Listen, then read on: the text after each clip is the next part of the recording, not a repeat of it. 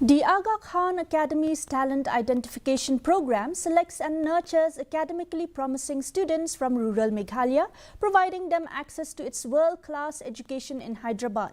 Each year, 4 students are chosen after a rigorous multi-phase assessment, with this year's selection narrowing down from nearly 400 students across Tura, Shillong, Jawai, Nongstoin and Nongpo.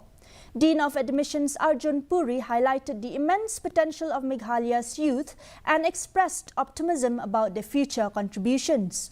Addressing challenges like dropout rates, he emphasized the need for initiatives to make education more engaging and impactful. So as Sir mentioned, this is the second time that we are here. We tend to conduct these assessments in the utmost meritorious manner. So there's absolute fairness and transparency. So we work very closely with the education department. They conduct a first-hand research to ensure that qualified children are meritorious and deserving to be part of the assessment. That's the most important thing.